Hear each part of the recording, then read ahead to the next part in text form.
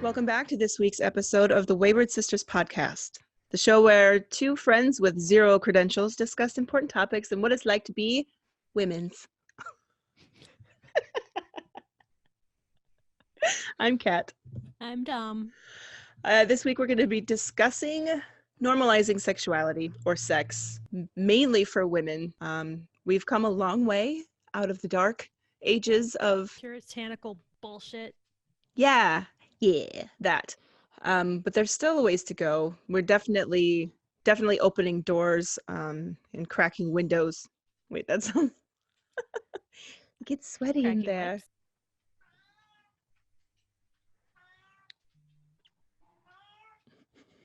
Do you hear my cat? Pancakes! Fuck off!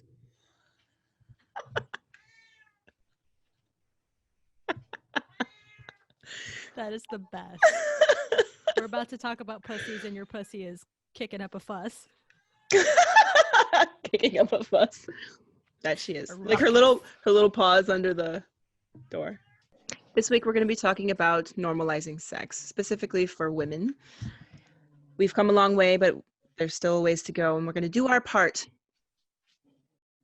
How would we do that? By furiously masturbating and telling you all about it. Before we start that topic, what are you working on this week? Well, something happened yesterday which hasn't happened in probably 5 months. We wrapped up recording the episode for Divine Feminine, and I had this overwhelming feeling of just full body dread.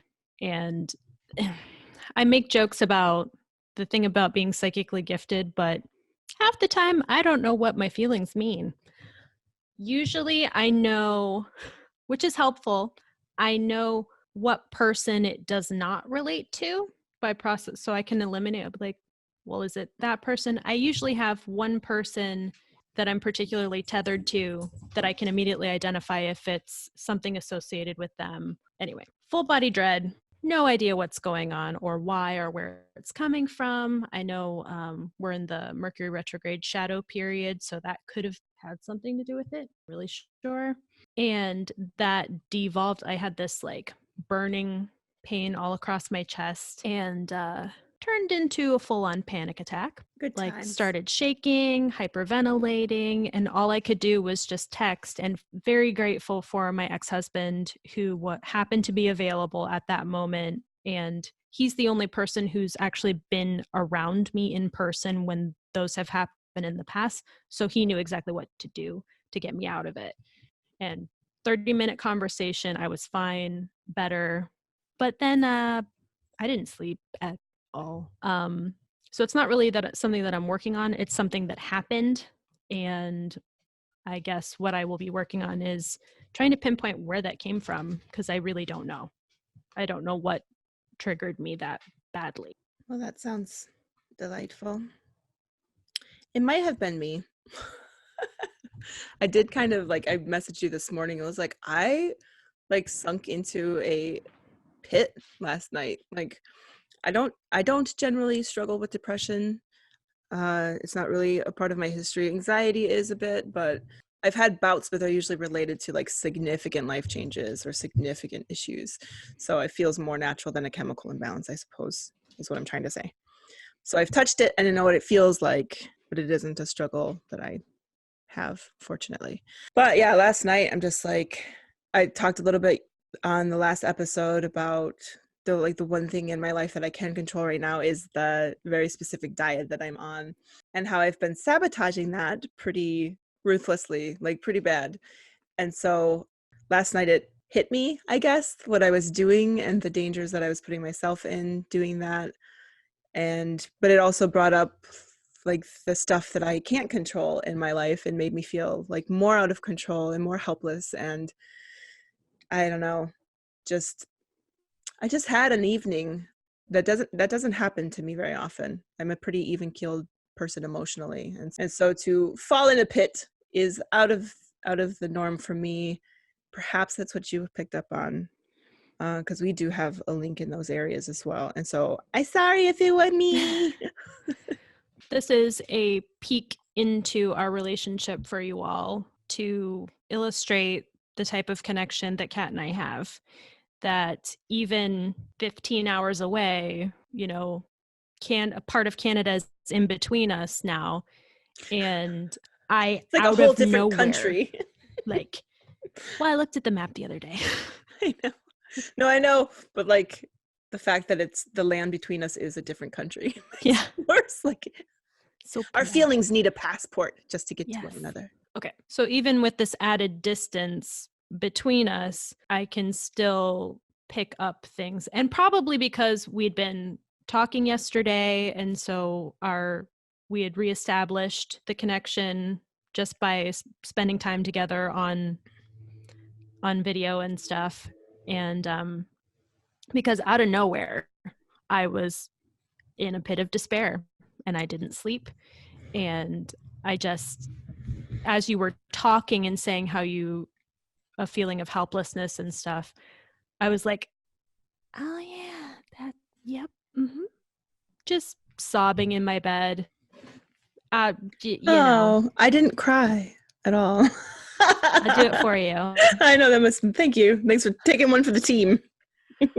And actually, I'm sorry, I'm totally walking over what you were sharing, but it got to the point where Archer actually was disturbed enough by my sobbing, got up and went into the other room. Shut up, Mom. Aw. Anyway, please continue. That's all. Yeah, so I was going to there's a person in my life that I am linked to. Like my situation is involved with. Does this make sense? I'm trying to be vague, but You have a particular connection with someone. I do have a person that I'm sharing my situation with that has a say in how things go, and we had a plan, and the plan would work, but I was noticing that my behavior and my overwhelm and stuff like that, it was working better for his side than mine. And I was like, I will stick it out if this is how we need to do it to make things go smoothly on your end, sure. But like I had a dream the other night that was pretty telling for me. I was like, oh, holy shit, this is and my kind of pit of despair last night of like, okay, I don't know if I can do this plan, or I don't know if this plan is in my best interest. And so I was going to ask to have a talk with him today, and he actually messaged me this morning. I was like, hey, what about this plan? I'm like, holy shit, that feels so much better. Like why like, and so he was already, he and I are super in tune in those ways. And so I don't know if he picked up on it already, or he was also in a similar place where the plan that we had was a little bit more drawn out and would take longer, and he just wants to move it up. So yeah, again, it's not really something that I'm working on. For the people that are listening to the show today, the second Thursday of November, it's still actually being recorded October 20th. So as far as what I'm working on, it's the same thing as the last episode because it was literally yesterday. And as we're talking about that, going into the wink count, it's still at 9. Like it was last night that we recorded it. What was I at yesterday? 6.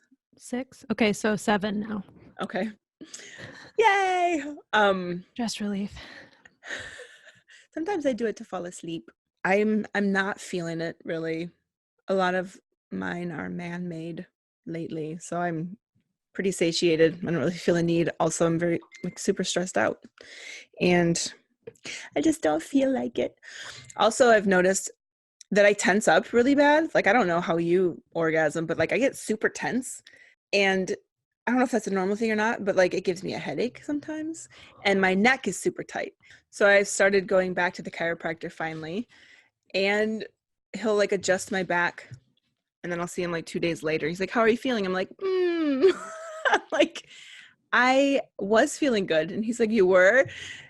Like past tense? I'm like, yeah, and I'm trying to like explain, and I'm like using like vague hand gestures. I'm like, I did some things that undid my adjustment, and now my back hurts again or worse or whatever. And he's like kind of looking at me confused. I'm like, I was like, you know how? Anyway, trying to explain how certain positions undo my adjustment. And so he's kind of like, it's kind of like looking at me sideways a little bit, and then he catches on. He's like, "Oh," he's like, "You don't have to tell me what you did." I'm like, "Are you sure?" It was self-inflicted. Oh no, some of them weren't. Some of them, Oh. like, Oh. you know how like your lower back gets like crammed into. Yes. Yeah, Especially when sometimes. hands are pressing down on it. Hold. Okay. Right. So sometimes that happens. But like the neck stiffness stuff is generally self-inflicted. I should tell him that next time. Just see how awkward I can make it. See how long it takes him to drop me as a client. Maybe you should see my colleague. Just kidding. So yeah, wank count is still at 9. Orgasm count's higher, but they were man-made, so I don't count them for this. Also, because our last episode was recorded yesterday for us, I haven't had a chance to lick any more armpits in any context. So I will report back when I accomplish that directive. So, normalizing sexuality, or normalizing sex, which is what we really want to talk about. Where do we start? I just wrote a few like 3 just short little notes. So the first note I wrote down is double standard with a question mark. Meaning just so in our society, I guess, there's a very clear double standard even now that man is encouraged to sow his wild oats and women are encouraged to be chaste. And where one is celebrated for being active and racking up notches on the bedpost or what have you, in turn, we are shamed for it. Right, and which is funny too, because who are all of those men fucking if we're not allowed to fuck anybody? Like, they're supposed to be able to sow their wild oats into what? If we're not putting out, they can't do that. And so it's a very sloppy, stupid double standard. Like, it doesn't even make sense. Like, you have to have willing participants. Well, you should have willing participants. So as far as the double standard, is there anything else you can, other than it's bullshit? So have you encountered that? Yes. So my mom, speaking of double standards, like I remember my mom, we talked a little bit about her misogyny. Like, I was 18 or 19. I already had a kid. My brother and I were living back at home. I got dropped off by my ex-husband with my 4-month-old son and left with a half a pack of diapers, and he took my car. So that's why I was living at home. I don't know what my brother was doing there, but he lived downstairs in a basement apartment or whatever. And I remember my mom like going and buying him condoms because he was sexually active. Like, we were 20 or whatever. He was 20. And so she bought him condoms. And then when my son was 3, so I was like 21, I had a very serious boyfriend, which ended up being my husband of 15 years. And like, she was super shitty about him. Like, we weren't even like actually or actively sexing. We weren't even sexually active in her home when I was staying with her. We like just fell asleep watching a movie upstairs on the couch, and she just like had a shit fit about like having some man over, and she's like, how would you like it if I went to the bar in like some like podunky town and brought home some random toothless man from I'm like, that's really rude to compare my boyfriend to some random toothless hillbilly. Like, what the fuck? So that type of stuff is pretty normal on that end. So, and I was definitely I definitely had a promiscuous phase in my earlier years. For me, that was a result of sexual abuse and being groomed to believe that that was my purpose in life, was to be a sex object essentially. We'll talk a little bit more about trauma on a different episode.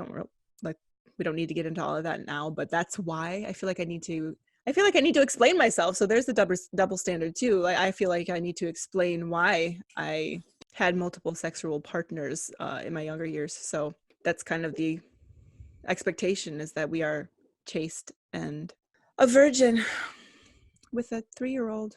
Mm. How about you?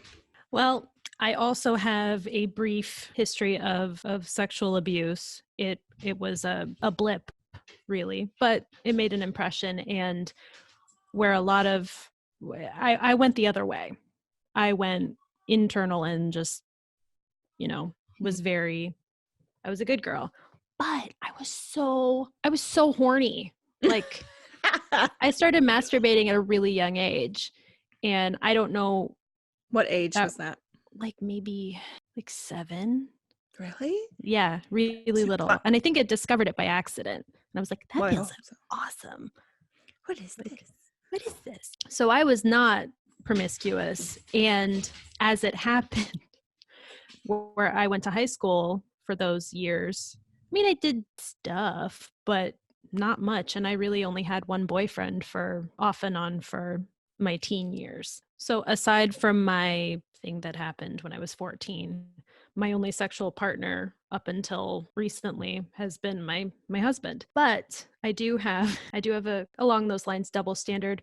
How I mentioned in the last episode, how my mom's tune changed when I started dating my soon-to-be ex-husband. Very briefly before actually the bisexual boy, he and I were messing around, did not have sex, but we were messing around, and she busted us. And I mean, flipped, and I was 19. Yes, I was 19. And so she's telling me, you're never going to see him again. I won't allow it. He's trouble, this and that. And I'm like, and I was given all sorts of attitude, like along the lines of, I'm 19, legally an adult. I am aware I'm living under your roof, but Fuck off I, a little bit. yeah, fuck off a little bit. and I had been, for all intensive purposes, for all intents and purposes, I had been a perfect kid. I had never given any trouble, never came past curfew, except for that one time with the Russian guy, but that's another story for another day. So that happened. She flipped her noodle, and within like a month or so, then I was dating my soon to be ex-husband, whom I was married to for 15 years also. She was all like, okay, we're going to take you to Planned Parenthood and get you on birth control. What? And, go ahead and feel free to stay over, blah, blah, blah, blah, blah. Like complete. I was like, hold on. So what do you Hold think on. what was the difference between the bisexual boy and your ex? Well, Like, I I know the think it difference, was, but well, for yeah, I mean, it's pretty obvious, but it's still bullshit that I was dating nameless boy from my past who was very fun and nice to look at, and we got along really well and had fun, and he actually helped me push some boundaries at a young age when I kind of needed to. But ex-hubbands, she saw an opportunity, and just like she encouraged me to stick with him and marry him, and orchestrating that whole thing, encouraging me to sleep with him, which she thought I was a virgin in the entire sense. She doesn't know about what happened to me. So as far as she knew, there had never been anything going on down there. So she thought that if I gave it up to him, that would lock him seal the in and deal. seal the deal. Can we, and I can edit this if you don't feel comfortable, but can we clarify, like, your ex-husband was in a position where he would be making really good money, like his career path was Right. promising, and that's what she saw as an opportunity. Yes. Getting in to be a kept woman, essentially. Yeah. Okay. She saw security, safety, money. Yeah. And all of that was correct. And I'm grateful and for all of that. Again, no regrets whatsoever. But the way in which it came about was fucked up. Yeah.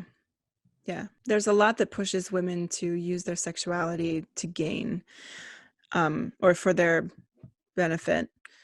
And a lot of that is like marrying a specific man, not because you love them, but it still kind of tastes like the arranged marriages or bringing the two houses together. Like strategic marriages. What are those called? Marriage of, Alliances or yeah, something. Yeah. alliances. That's still a thing. Like Hmm. it's obviously more subtle and you don't get tracts of land or camels, but I don't know. You had the boat for a while. But I do want to, like, I do feel like promiscuous women or women, and this is just my, like, a theory that I have, where these younger women or any age women, I guess, they dress provocatively. And people are like, oh my gosh, why don't you respect yourself more or cover up or have, just they're shamed for dressing that way. But then if you look at it, is it possible, again, this is a theory, is it possible that these women, especially the younger women like me, felt more powerful than women were allowed to be, or women are considered in some areas? Is it possible that because of advertisements, movies, society in general, our worth is placed in our sexuality? And so if a woman knows, even subconsciously, that your power is in your sexuality, is it possible that she is dressing that way because that is the only power that she's been given? Hmm. And she's going to use it. She's going to take full advantage of her, the avenue that she has. And so that's my thought. Like, are you dressing provocatively because you've been told that your power and your worth is in your sexuality and you want to be powerful? So fucking do it. I don't know. The double standards too, and this might get into a touchier subject that we might not want to delve into completely, but the touching on the quote unquote rape culture and how, like, women Yep. being allowed to drink and have fun at parties, they're not allowed to because they have to watch and take care of themselves because men can't be trusted because they've been drinking. Like, I mean, it does fold into a double standard, but we're going to have a whole other episode on that, I think. yeah. Yeah, it's just ridiculous that sexually powerful or prolific men are like, ooh, you're You're a a stud. stud. Yeah. And then women who are powerful sexually are obviously looked down on, but they're still sought after. Hmm.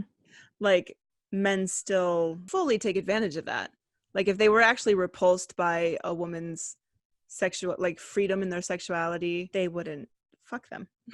Hmm. They do, generally, in my experience, not like personal experience, but I don't know, from what I've seen in the world, they don't actually have a problem with taking advantage of the fact that a woman is powerful sexually. And when I say powerful sexually, I mean like in tune and accepting and reveling in her sexuality and not trying to, like, oh no, I'm just, Not apologizing for it. She's owning yeah, it. yeah. So, okay. So what was your other one? Consent, but I think that goes along with proper sex education. Yeah. So proper sex education in line with normalizing sex. Could you imagine in the US, they're only taught abstinence for how to not get pregnant. Don't have sex. They're going to have sex, I promise.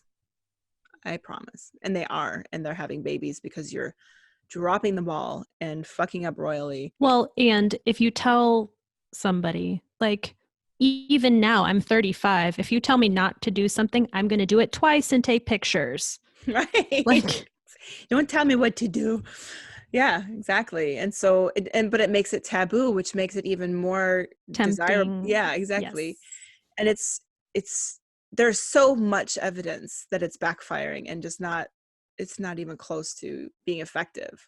And it's dangerous. Like, give them condoms or they're going to get diseases and they're going to make a bunch of babies that nobody can take care of. So if I like my sex talk, like my entire sex talk, I was 12, I think, and my mom's like, my brother and I, he's 2 years older than me, and we were sitting on the couch watching TV or something. My mom comes over, she's like, you guys know not to use drugs, right? And we're like, yeah. She's like, and you know to use condoms, right? And I'm like, okay. Like, I don't know what the fuck a condom is.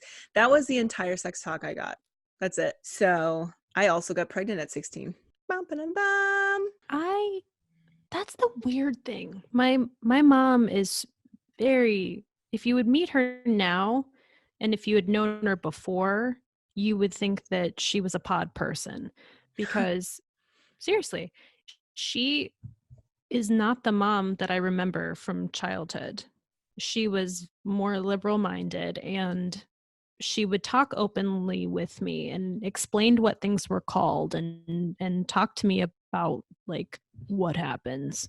And so I knew all the proper names for everything, and she talked to me about contraception, and she was like, of course, I would rather you wait until Abstain. marriage, but you know, she had no leg to stand on because she was 16 when she had sex with my father the first time. Oh, right.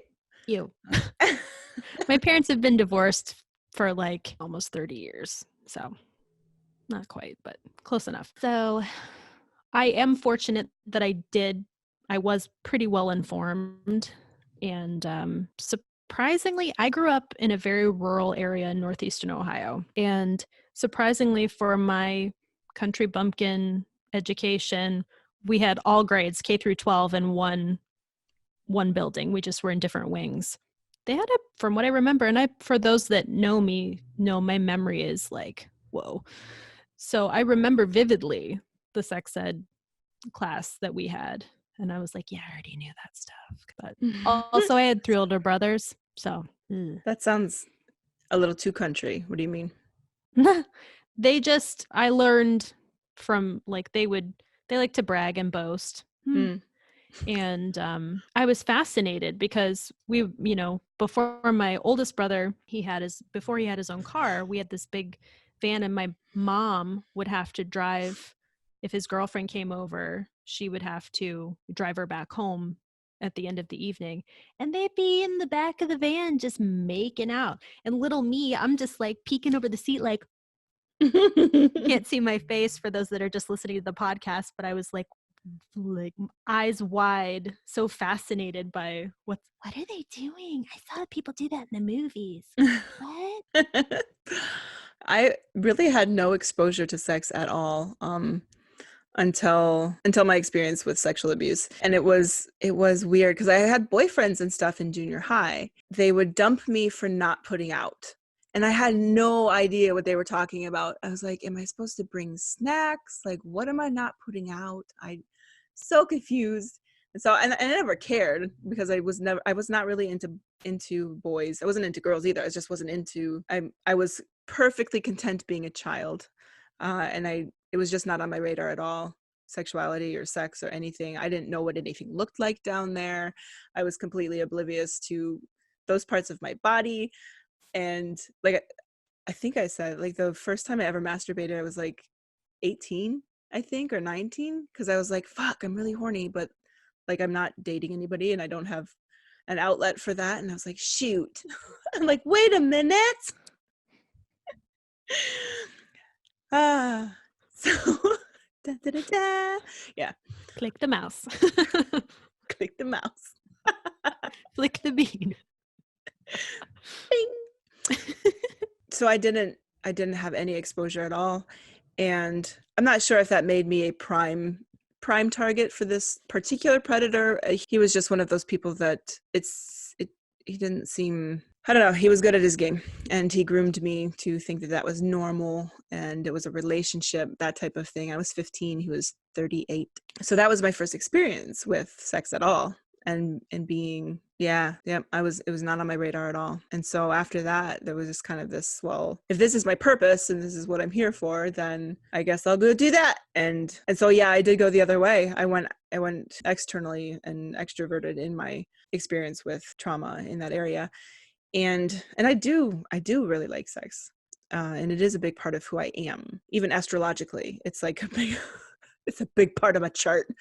And so I've had to do a lot of healing with myself to figure out which parts are trauma-based and which parts are an authentic part of myself, and to, in some ways, forgive myself for enjoying sex and for being that person, especially when it came from when it had such shitty beginnings, if that makes sense. I had to make peace with that. So there was a lot for me, especially as we're talking about normalizing sex. That was a hard season, and it was a long season because I had to reconcile with myself the fact that I do enjoy sex and that it is a big part of who I am naturally, not because I was traumatized, not because I was abused. and it's some weird way to process that. It's not. It is genuinely who I am. One of the things that I heard in a sermon once, actually, at a church, that Satan will use your strongest asset against you. And so I thought for a long time that it was because the most attack that I've had on my life has been sexually. And so I thought that I was supposed to be more innocent, like back how I was before I had sex for the first time, just completely oblivious. And my childlike, I do have a very childlike view of the world sometimes, but part of me is very childlike. And so I was like, oh, that was probably what it was my childlike innocence. And that's why it's been attacked so many times. And it's not. It is like one of my superpowers is my sexuality and the creative energy of sexual energy and stuff like that. And so I've had to reclaim that for myself and stop apologizing to myself even, and to other people. And I think that's why that normalizing sex and making it just a everyday topic, a very comfortable thing, and I'm pushing into it myself because it was something that was hard for me to talk about up until 2 years ago. Yeah, you and I didn't really talk about it Yeah, much. right.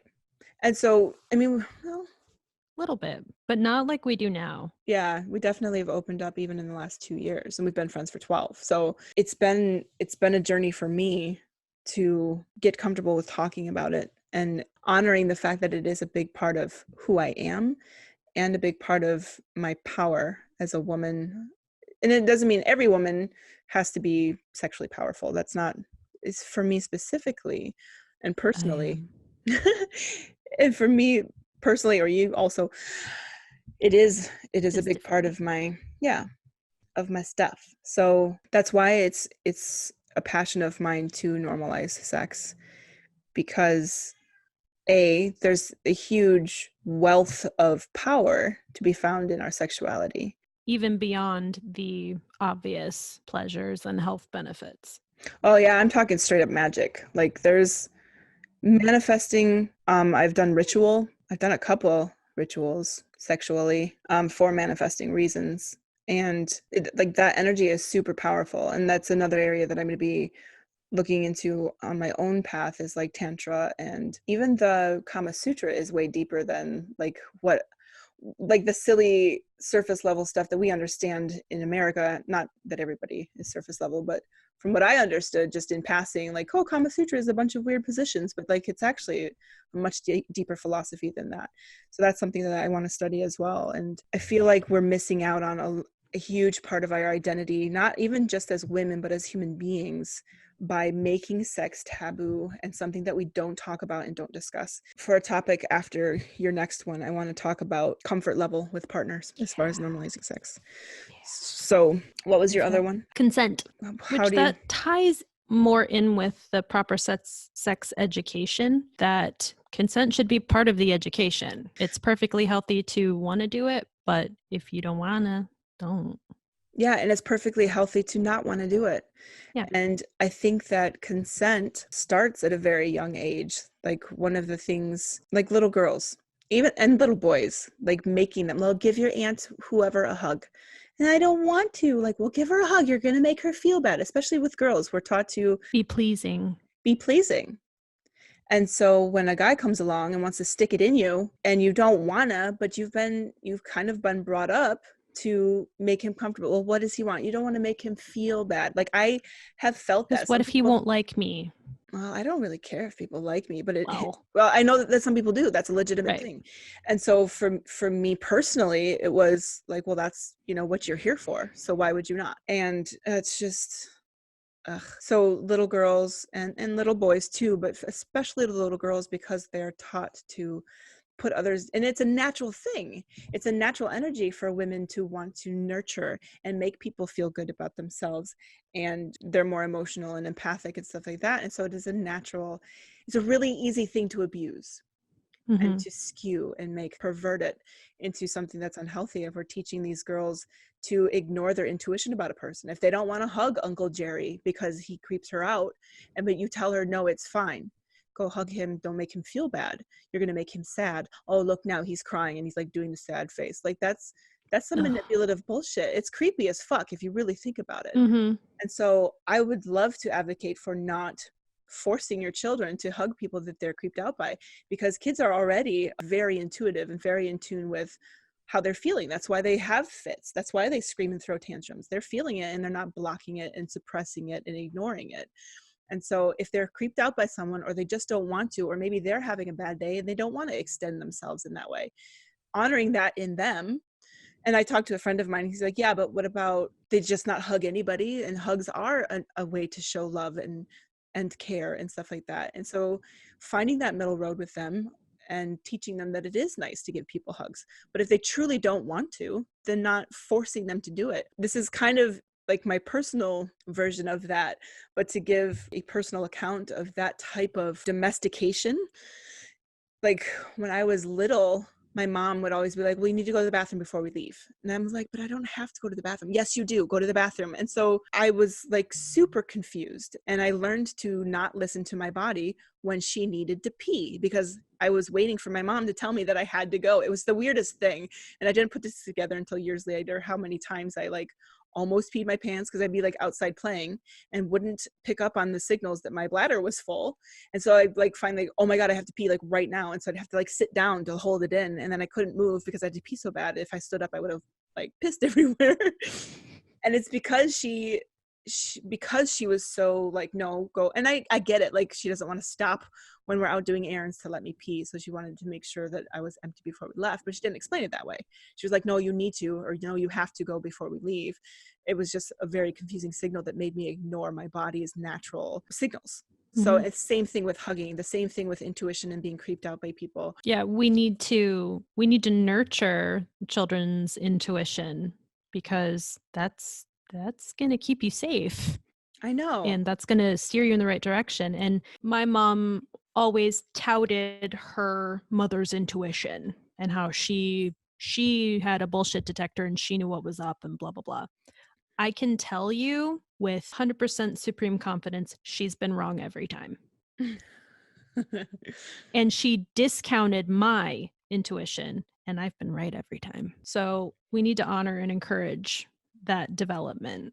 Absolutely. And I was in that position when I was little. I'd be like, oh, go hug your Uncle Dick. I'm like, no, I'll hug him anyway. And he would do that creepy, like, oh, hurt my feelings. I'm like, I don't care. Get away from me. Go hurt your feelings over in that corner by yourself. Ew. This one's for you. Okay.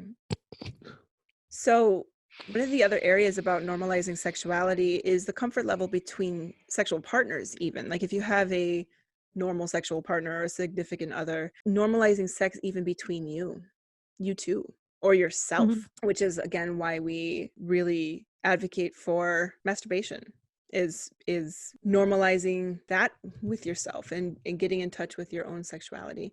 Learning what you like so you can properly communicate that to your partner.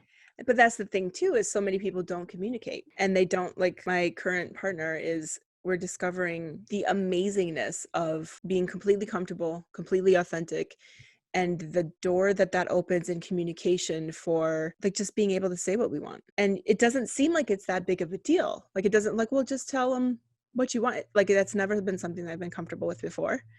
Like with my ex-husband, I wouldn't say anything at all because he's kind of like a priest where he doesn't sex very much. And so it always felt very awkward when we would. And so I obviously wasn't going to be like, yeah, get it type stuff. And so my current partner, being able to, it's not even being able to say what I want. Like that's beautiful and wonderful, but it's the freedom of feeling like I absolutely can. And which seems like the same thing, but it's like knowing that he's not going to think you're weird. It's not even that I'm asking for anything strange. Like it just can be a tempo change or a pressure change or whatever. But like, oh yeah, like instead of sitting there like, oh, I wish he would do it this way. I could just be like, hey, do it this way.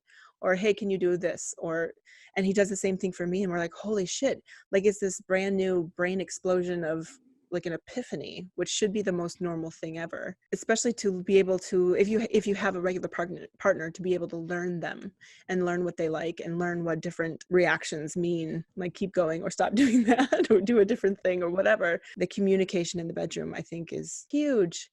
And I get how awkward it feels. I know that it's strange to just be like, hey, I would really like this. because there's so much shame associated with sex in general, that it's this taboo thing that no one talks about, including to each other while they're doing the sex. It's like Doing the sex. I you would sex, you think, know. right? Like, you know that I have sex because we're doing it currently, so I should be able to like, should be able to talk about it. It's like, it can't be taboo anymore if you're in the middle of the act. So And so I was not married to a monk or a priest, but he was a person with very little experience, with a very conservative upbringing, and me having pretty much no experience whatsoever. But there were times when I would try to communicate things and it would work for, once or twice, and then it would be back to business as usual. And, I probably could have tried harder or been more insistent, but it was one of those things. yeah, but if you're insistent, then it just feels like rapey. Well, Like, yeah. it does take a partner that gives a shit about your pleasure as well. And I think that also comes from this weird quote unquote understanding that women don't really like sex. They just do it because the men like it and they're being good wives. Mm-hmm. That's still pretty huge, and very common in my discussions with other women. That's a thing. He would have, he did care about that, but Not enough. I really hope he never listens to this, because for me, there was just, a lack of chemistry. And I believe that I am more of a demisexual type. And so I never had that type of connection with him where I felt comfortable or safe. And that could have potentially been nurtured. I don't know. But I'm gesturing with my hands because it's hard to explain. And I guess I do still feel some guilt about it, because I don't know. We were regularly active, but it wasn't particularly adventurous or anything like that. But I also didn't even know what I, you know. What you So wanted. again, yeah. And so I genuinely hope he never listens to this, because I do have a partner now. Damn. And he's very giving and I'm very giving. So we're two very giving partners. And just most recently, he's just fine with, I can do whatever I want. And he's like, that feels awesome. Yes. His noise is pretty much let me know what's up. But I asked him, I said, hey, while I'm down here, because, I'm like, tell me what you like. Do you like this? Do you want me to try something else? Do you want me to do this longer or anything like? And he finally spoke. Yay. Like, he's really good about giving me directions. Turn around, on your knees, baby, or whatever, like bossing me around. But Mm-hmm. in that position where he's on the receiving end, Mm-hmm. he's less likely to give direction. It's interesting. Yeah. I mean, it can be difficult to receive. And that's one of the lessons that my partner and I had to do for him, learning for him to just receive, because he is also a very sexual person, and the relationships that he's had in the past, it's been too much. And so he has kind of grown to appreciate what he can get, and that to always semi feel like he's putting the other person out or they're doing him a favor. And I was like, baby, no. That's heartbreaking. I know. And so that's been a long-standing lesson for him. And one of the things, and this is a delicate topic, or not really a delicate one, but it's going to be a strange one. And maybe I'll edit this out. We'll see. But one of the Can we things, save it for later? true. One of the things that we've discovered, I guess, is flaccid blowjobs. Let me explain. His pieces work just fine. It's that we're very active, and his body physically is very satisfied. And so he doesn't need it. Like, his body's just like, no, I'm really good. I'm good. Like, it's just been like an hour and a half of straight awesomeness. And so his body is satiated and exhausted. And so it was really just, I just wanted to, because I enjoy doing that for him specifically. Not the flaccid part, but like I really enjoy oral, like giving and receiving, mostly giving, honestly. I Yeah, love doing that. me And too. so, yay. So he was just like laying back on the bed and just like, you know, breathless and resting, and he was fine, or he was, you know, done essentially. And so it wasn't because I was trying to get him hard again. It wasn't because I was trying to like start something up. It's just I just love him. I just love him, and I appreciate him, and I appreciate that part of him for sure. And so it was just an act of love and Mm. appreciation. And he's like, oh my God, holy shit.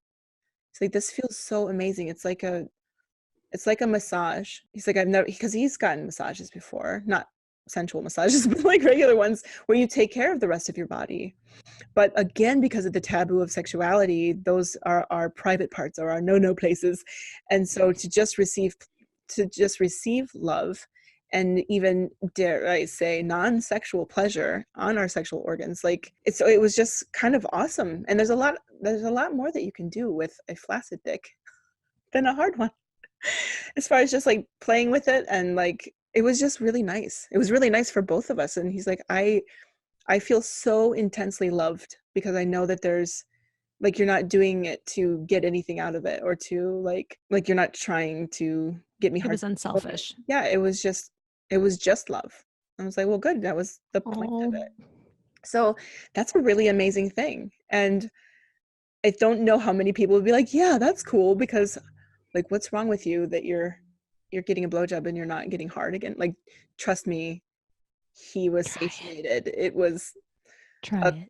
couple hours, couple orgasms. He's okay. And so it was really cool. But that level of normalizing sex, even between you and your partner, and it is just accepting each other openly, and again, to drive home the point, normalizing sex between us.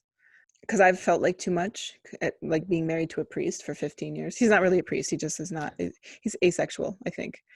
Um, and so being like super sexual, being married to an asexual. I mean, that is part of why we're not married anymore. So there's a lot of healing that needs to be done in me to normalize my sexuality and how much of it I have. That it's okay, and that it's well received, and that I'm not too much or slutty or whatever. It is just a beautiful part of humanity, I think, or should be. And for me, it's coming from a lack of experience in things. It's having a powerful partner who is a leader and dominant, and Uh-huh. I'm smiling I dreamily for those that can't see me. You had me at dominant. Which is funny because I'm Dom. But you're actually sub. I am like a Aww. bottom, like a power bottom. We take turns. You take turns. Well, my person and I take turns. It's a good balance. This is the first episode of Normalizing Sex. Really just want to touch on why, well, we really just want to explain that this is going to be a topic that is throughout our podcast series. We will always be talking about sex, because we want to normalize it. We want you to make people, or help people, feel more comfortable discussing it, exploring it, unlocking it in themselves. Obviously, if you're not hurting anyone else and you have consenting adult partners, consensual adult human partners, go nuts. And This should be an interesting one for any questions yeah, folks might have. so if you do have any questions for us, again, you can submit those at waywyrdSisters@gmail.com. We're on Instagram under Waywyrd Sisters, and we're also on Facebook under Waywyrd Sisters FKA Rocks Incendia, which is our retired dance company. But that's out there for our dance family to find us easily for now. We would love to hear and answer any questions that you have about this topic, or any of the other ones that we discuss. And send us your wank counts. Yes, but no selfies. No selfies. Just No give us selfies a while you're number. wanking. Yeah. We could even start a thread on Facebook after this episode airs, so you can keep us updated on your wank account as well if you'd like. If you have any questions, you can either DM us on Facebook or post it. Instagram or Yeah, just find us. We're around. You can comment on the video too if you're watching us on YouTube. yes. We're going to be talking about self-awareness next week in our first humanity episode. So join us for that next Thursday. And after that will be Thanksgiving episode on gratitude as it relates to manifesting and just gratitude. Can't wait to talk about that. I know, it's a good one. Boners. We didn't have any boner jokes this time. I know. So sad. Bummed. I don't think we had any yesterday either. We didn't really, but we were tired yesterday. Maybe we're just more. No. What if we're getting? No, I was going to say we're more professional, but clearly not. Obviously not. Obviously not. Never.